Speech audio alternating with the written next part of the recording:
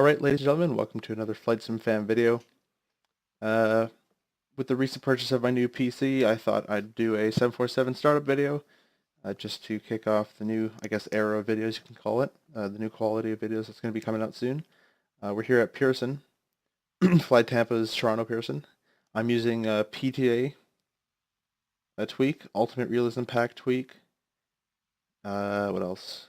I think I have FTX Global installed. I would think so. Active Sky 16, and I don't know if I have GSX actually. I have to put it on in here, but I don't have GSX just yet. I just got it downloaded in. I just got it, so I got to re-download everything. But we got the 747 in here, so we're in the fictional 747 Air Canada livery. We used to have this airplane, but they got rid of it. So, but I like the new livery on it. It looks very good to me. Now we're in the cold and dark state. As I said, it'll be a cold and dark start video. So the first thing we're going to want to do is hook this overhead panel above the captain's head. And the first thing we do is hit the battery switch. There's the batteries kicking in. Some great sounds. Next is standby power to auto, so right click once.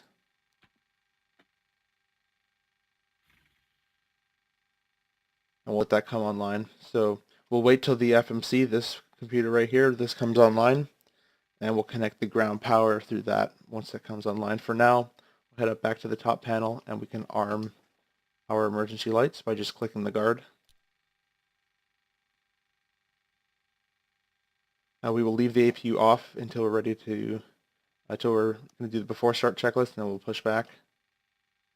But the FMC is up. I'm just going to click on it so I can pop up.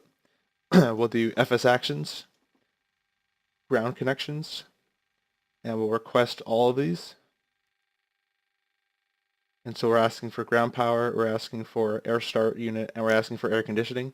And the ground power is going to be a dual jetway plug. So it's going to use external power 1 and external power 2.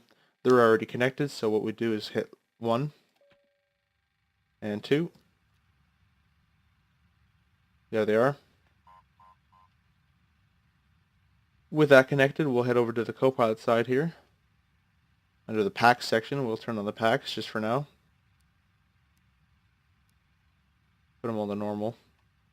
The packs will provide air conditioning for us. And I'm going to press letter A just so we can switch to the Copilot side.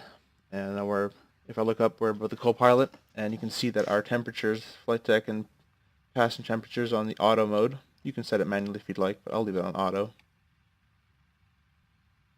Auto select is on normal as well. So we're good for this panel. The fuel, I'll press A one more time. And we're not loaded just yet with fuel. I think we're full fuel, but I'm going to change that. But what we're going to do is we're going to turn off the X feeds 4. So there's 1, 2, 3, 4. We'll turn off 1 and 4. We'll leave 2 and 3 in. Next, the center tanks can stay out because we don't have any of those, and we'll turn on the main tanks as soon as we load our fuel.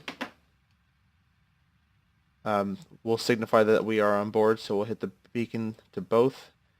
And if it's a foggy day or nighttime, you can hit the nav lights on as well. I'll go back to virtual cockpit. Next, we want to make sure that our TCAS, for some reason, the cold and dark start will have your TCAS on. You want that off because that actually emits radiation. Next, no smoking sign can come on. We can do just an evac check. We can do a TCAS test. And you'll see the screens light up there.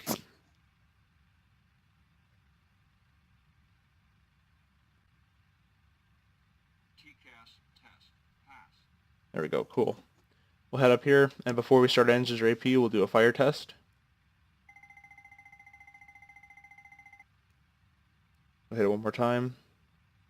We get the bell, we get the lights, and we get the screen down here with the test in progress, plus the emergency warning light. Test is complete, we can release that. So I'll bring up my FMC again by just clicking it. You can press left shift 2 also will bring it up.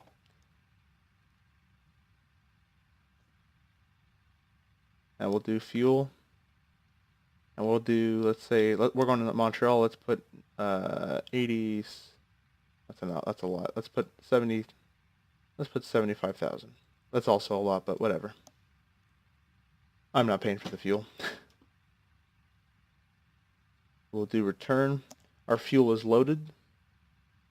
We can hit up the main one forward and aft, and main 2 forward and aft, main 3 forward and aft, and main 4 forward and aft. Payload doesn't matter. Set max. We'll do return. We'll go to FMC. You're going to check that you have the most up-to-date nav data, which I don't, but that's where it'd be displayed here. Model 747-400 and the engine type. Actually, sorry, AirEC data is here. My bad. So 1702, 2017 being the year. Now we'll do position. Now we'll go up to the top panel again. We'll hit our IRS switches. So left, center, right. We'll do align, align, and align. You'll see these boxes pop up here. Now we're at CYYZ. We'll put that in reference airport. We'll hit next page. We'll grab these coordinates here. Previous page. We'll slot it in the IRS position. Now note that if you have this set to realistic IRS alignment, it'll take probably 7 to 8 minutes.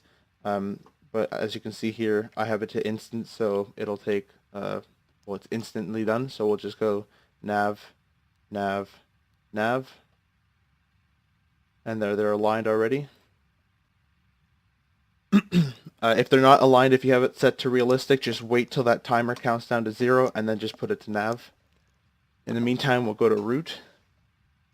We're flying from CYYZ to CYUL, which is Montreal. We'll take runway 24 right. And we'll hit up DEP and ARR, so departures and arrivals. Departing. Next page. 24 right. We'll just reselect that. We'll go next page and we'll pick our SID. SID is standard instrument departure. So we'll take the dead key 3. And we'll take the McGillow transition. Now obviously this is on your flight plan, so I use SimBrief to make my flight plans. It's a very good free website. We'll go route. Flight number you can plug in there. Let's just say ACA, so Air Canada Airlines. Doesn't really matter because we're not on VATSIM, so let's put that on parking brake. So the flight number doesn't really matter. If you're expecting a runway in Montreal, because it's only an hour away, so the weather shouldn't change that drastically. If you have the ATIS in Montreal, you can go ahead and plug in your arrival runway. I just do this so I can get ready for it, and in midair, if I have to change it, I can change it anyways. So I will take 24 right, the HABS 3 arrival. So this is a star, standard terminal arrival route. And then we'll do the McGillow transition again. So we're going from McGillow to HABS 3. From departure, we're going from dead key 3 to McGillow, then McGillow to HABS 3. That's the way it works. And I'll show you that on the next page. So dead key 3 to McGillow, McGillow to HABS 3, 24 right, and we should get vectors if there's ATC obviously on board. There isn't, I'll just clear that. I put Lana on top of that. So we'll do activate, execute. You'll see that blue line turn purple. Now, if you're in Toronto, especially, our SIDs have vectors in them, so you'll see this purple line extend forever. What you want to do to get rid of that, if you're not on VATSIM, you go to legs page, you take your first waypoint, which is Xavier, and you just replace it and execute, and that'll draw a line to your first waypoint there. If you are on VATSIM, leave that in until they give you vectors, and they'll give you vectors towards this waypoint anyways. We'll hit RTE for route. If you want to save the route, you can go route save, confirm, and you're saving into the 747 folder. You can pick any of them you want. We'll press execute, and now it's saved. So I'll go performance, Zero fuel weight, so this is our weight without fuel, so we'll just hit this once, it'll calculate it for us. Our reserve fuel, this is how much fuel you have on top of the trip fuel. So you have the trip fuel, then you have your extra fuel for any emergency cases and that kind of and such. So I don't really know what that is because I didn't plan out my fuel that thoroughly. So you can either leave it blank or you can just roughly guess. I'm going to roughly guess. It's going to be a lot, but that's a lot of reserve fuel. We'll do cost index. Now the cost index depends on fuel cost, and so the higher the cost index, the faster you're going to fly. The lower the cost index, the slower you're going to fly. Basically, that because you're going to have a higher fuel burn. So we'll just use the regular of 85. Our cruise altitude we'll do 320, 32,000 feet. We'll hit thrust limitations here, and I'm going to use a derated thrust of 15% derated. And you'll see what I mean when I say derated. If I go here, you'll see these green lines. In regular takeoff mode, they're at the max, 5%. It says TO1 up here because I've selected TO1, but I'm going to select TO2. TO2, that's the 15% less power. I've also armed Climb 2, which is less power in the climb as well, because we're really light, so we don't need that much power. This is TAT is true air temperature, so it's 20 plus, or plus 20, so we don't need anti-ice. The anti-ice comes on below 10. We have our fuel temperature here, which is also fine. Our total fuel, 75,000 pounds. And that kind of stuff. So we'll hit takeoff. And we're going to be using flaps 10. And we'll hit center of gravity here. It'll pop up. We'll slot it in there. These are our V speeds. So V1 is our decision speed. Rotate. We'll just select those in. And V2, this is the speed that we maintain if we have an engine failure or anything like that. Which most airlines, I don't even know if they use V2 anymore, but we'll select that in there. Once we've done that, we'll select our V2 speed in our IAS Mach selector, so 158. Our heading of the runway is going to be 24 right, so I believe it's 235. And then climb out of Pearson, this is from the charts, is 5,000 feet. We'll select our left and right flight directors on. And because there's no ATC on, I'll select my LNAV and VNAV on as well. You're going to verify that the heading selector is in the normal mode, so not in true mode, just to make sure. And I already did this before, but you want to make sure that the gear is in the down position, the flaps are the up position, throttles are back, engine fuel cutoff switches are cut off, the speed brakes are up, weather radar is off, and TCAS and traffic is off. I'm just going to adjust my scale. So now we can get the APU started. So we'll go to start, we'll hold it for 3 seconds. Okay. And that'll start to spool up at the back of the airplane. We'll hit up the stats page to the APU, the EGT, the N2, the APU. You'll see this rise. There's the EGT rise. EGT stands for exhaust gas temperature. So the temperature, the gas leaving the exhaust of the APU. There, the N1's rising, the N2 is rising. Probably hear it outside. There it is. I'm going to quickly close that door.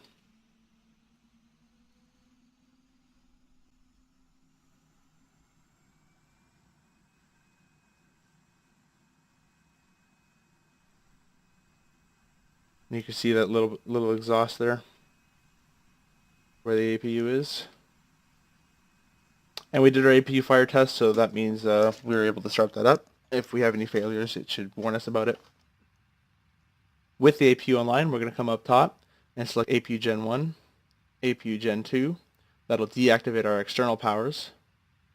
And we will now get rid of those. So we'll go back to menu, FS actions, ground connections, release. These are still arriving for some reason. They should be gone though. It'll disconnect it. We'll leave that alone for now. We can select our VOR left and right to the up position.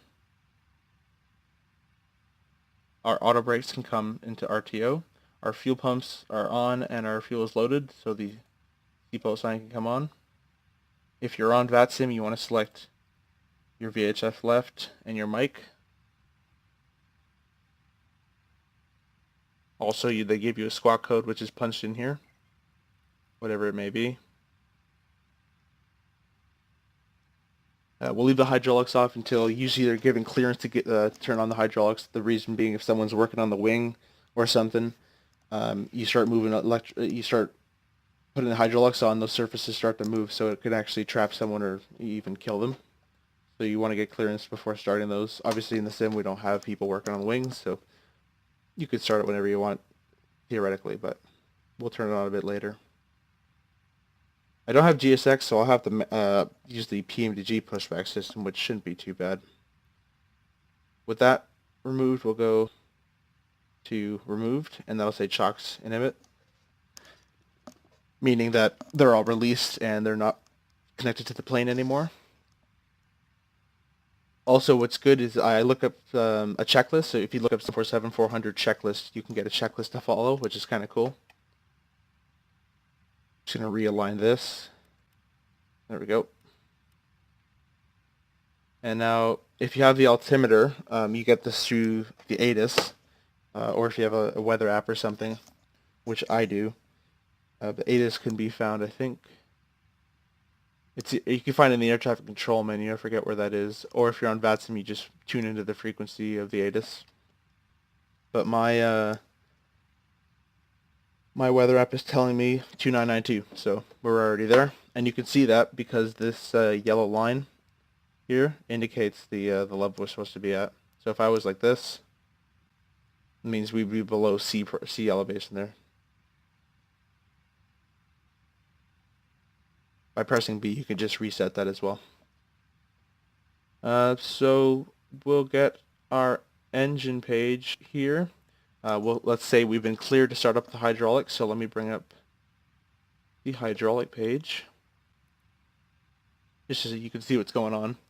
And I don't really know the actual proper way of doing it. I work left to right, kind of like the way I read. I know in the 777, I know the way in that one, but I do not know it for the 747, so we'll just turn it on left to right. Auto. Light disappears, auto. Light disappears, auto.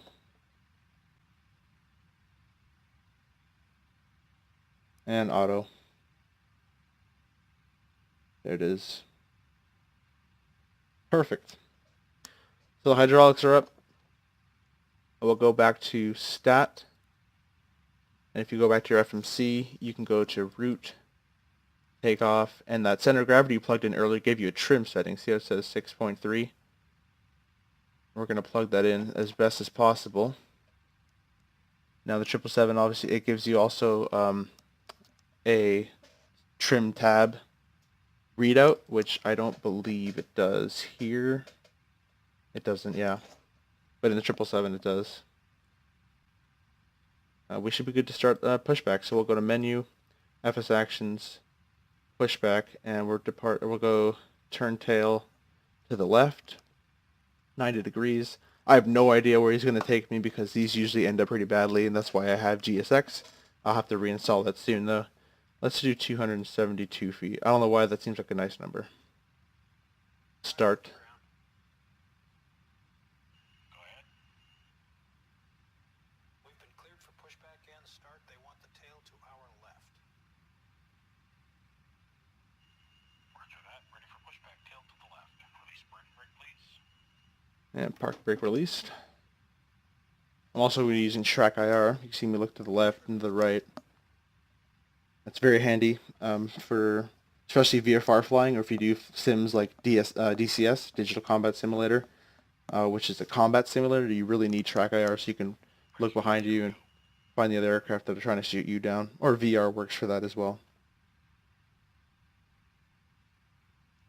Alright, so we're pushing back. Let's take off the packs here so we don't drain that air from the engines. gets quieter in here. And the sequence is 4 and 3, then 2 and 1. So we're far enough from the gate. Let's go 4 and 3. And fuel can automatically get kicked in the 747. Go back to the engine page. Already hear them spooling up there. There's the N2 rising. The N2 are these very small compressors behind the big fan that you see in the core of the engine. I think there's a series of 9 fans. I could be wrong, but in the 737 at least, there's 9 fans. And then you'll see the N1, which is the big fan at the front that you see spinning. That's the N1. So the N2 starts spinning first. They get really fast. And then the N1 starts to spin a little bit later. And you'll see the fuel flow start to kick in a couple seconds here. Fun fact also is the N2 is the ones that give us our bleed air. That's where we get our air conditioning from. That's where the bleed air comes from. It bleeds the air from the N2 section. And that fuel flow should kick in any second here.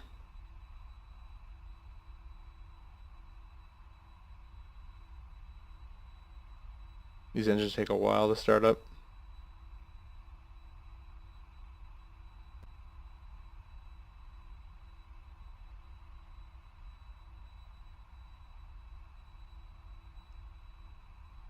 And you also get these, the starter cutout, what it's called. It'll basically, there it is, our starter cutout number 1, or number 3.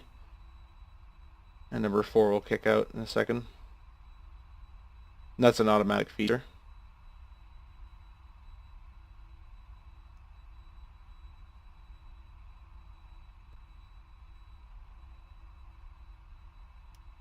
There it is, starter cutout number 4. As you can see, our APU Gen 2 is lit out because our right side engines have taken over that job, so we'll do 2 and 1. And the N2 is starting to rise. Fuel flow starting to rise. Parking brake set. And we don't even, okay, we're not really close. I think he pushed us in a grass. Yeah, he did. Oh well, you didn't see that. Don't worry about that part. That usually ends up pretty badly. That's why the GSX General Services X is very, very recommended. And I probably should have installed it, but oh well. I'll get it up and running.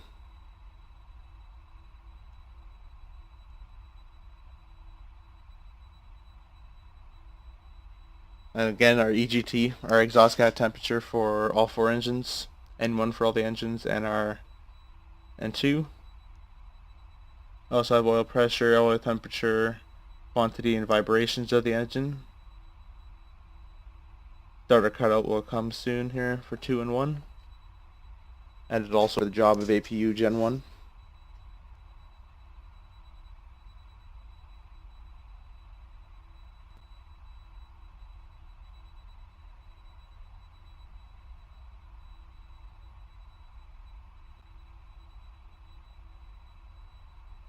Should go to like 10 or 11, I believe.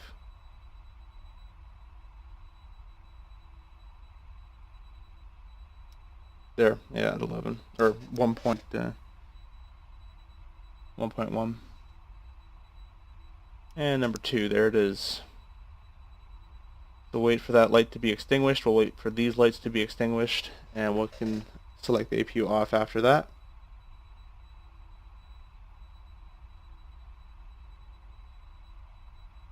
There it is, waiting for the last one. You can see that off, and give it a second for everything to stabilize. There it is. APU can come off, so that'll start to cool down. Taxi lights, if the Marstar has walked away from you, turn on the taxi lights, because I've heard that is very hot down there with that taxi light. Next would come the flaps, so we're using flaps 10. And you do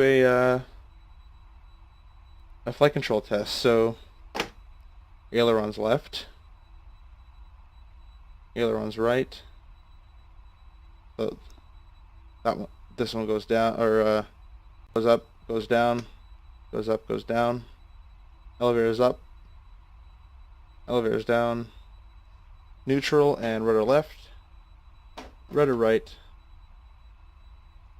and neutral, and I like to personally check the spoilers just to make sure those work. Make sure the linkages are all there. And that should conclude it. Then it's just up to you to taxi the airplane off the grass of the terrible pushback. Get GSX. It's mandatory, really. But I hope you enjoyed that startup tutorial. Try to make it quick, but also be able to learn from it. So try not to talk too fast, although I have a habit of doing that. But I hope you enjoyed. If you have, please like, comment, subscribe, and I'll see you guys in the next video.